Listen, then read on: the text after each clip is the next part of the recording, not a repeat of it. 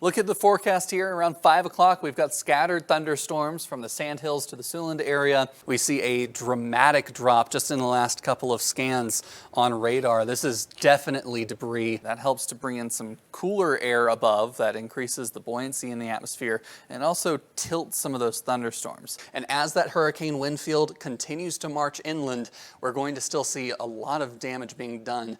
And there's storm surge as well. Many feet of storm surge expected anywhere from around the Charleston area up to the Grand Strand. Could see up to 4 to 7 feet. Now take a look at the cold temperatures up north in Canada. Churchill right there on the Hudson Bay, 27 degrees below zero. And that's in Fahrenheit, but at those temperatures it really doesn't matter what scale you use. Yes, it gets hot in the desert, but even here, the body still has its limits, and you need to be taking it easy outside, drinking lots of water, With me now is Dr. Michael Brennan from the National Hurricane Center. Dr. Brennan, thank you so much for joining us. It's looking like the eye of the storm has reformed and is moving inland as we speak. What more can you tell us? Yeah, we do see the center of Ian rapidly approaching the coast, and landfall is imminent here at this point in time. A cool wet stretch, not bad to be working.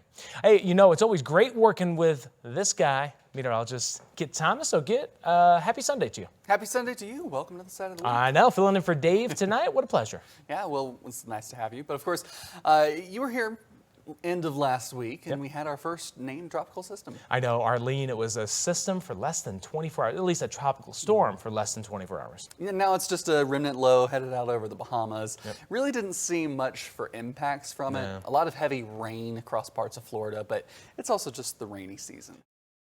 New areas added to a severe thunderstorm watch, so I want to bring in Kit Thomas, who's got a closer look. Thank you, Siobhan. Now, of course, we've saw earlier, last hour, that there was that severe thunderstorm watch out across the high plains. It's been expanded now into the central plains across Nebraska, into parts of far southeastern South Dakota and northwestern Iowa, around the Siouxland area, Grand Island, and Tri-Cities included within this up to Broken Bow, Ogallala, and then, of course, the original watch. Now, this area is until 7 p.m. Mountain Time.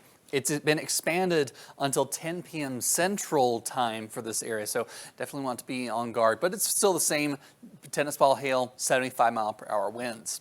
Looking at the waves of energy coming around this high pressure, this, of course, is the heat dome that's bringing all of the incredible heat to the southwest. You get this ridge, but then occasionally you get these little troughs that come in through the area.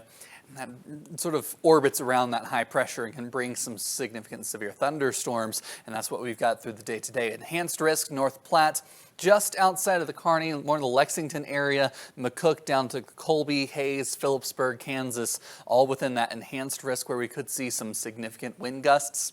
Upwards of 75-mile-per-hour winds. Of course, that's that severe thunderstorm watch that's present. And then upwards of 2-inch diameter hail in the purple shade here. So, of course, that also lines up with where we have the severe thunderstorm watches for up to tennis ball sized hail. That's 2.5 inch in diameter. Look at the forecast here. Around 5 o'clock, we've got scattered thunderstorms from the Sandhills to the Siouxland area, out to the border with Kansas and Colorado as well.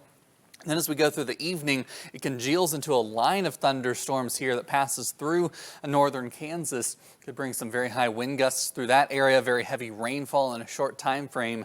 Then by Tuesday morning, we've cleared things out and it's quieter then. But then we have another round of severe thunderstorms that could develop around that front that sort of stalled out around the area. So a slight risk present for that region. As we go into the afternoon, evening time frame, once again, we see that trail of thunderstorms coming from the northwest to the southeast. That northwest flow across Nebraska, very common for this time of year across the central plains. Oh my gosh! Hailstorms can happen anywhere, especially during severe weather season. In the last 10 years, an average of over 5,000 hail reports came in each year. This comprises about a quarter of all severe weather reports. Hail can come in a wide range of sizes, from quarter-inch diameter pea-size hail that can cover the ground to well over 3 inches, bigger than a baseball, causing extensive damage to property.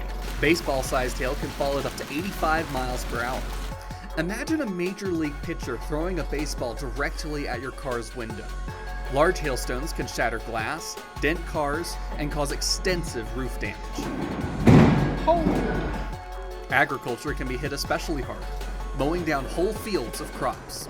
Individual storms can cause billions of dollars in damage, especially if they hit large metropolitan areas. Since 2000, U.S. insurers have paid over 15 million claims for hail losses, totaling over $60 billion. Texas tops out the list for the most average hail reports by far at just over 670 per year. Kansas averages about 460 annual reports, with Nebraska, South Dakota, and Oklahoma rounding out the top 5. When you hear a severe thunderstorm watch is issued, you still have time to protect your personal property. Take action by parking your car in a garage or under a carport and moving lawn furniture and decorations under cover. Weather Nation will keep you ahead of the storm anytime severe weather strikes. For Weather Nation, I'm meteorologist Kit Thomas. Oh!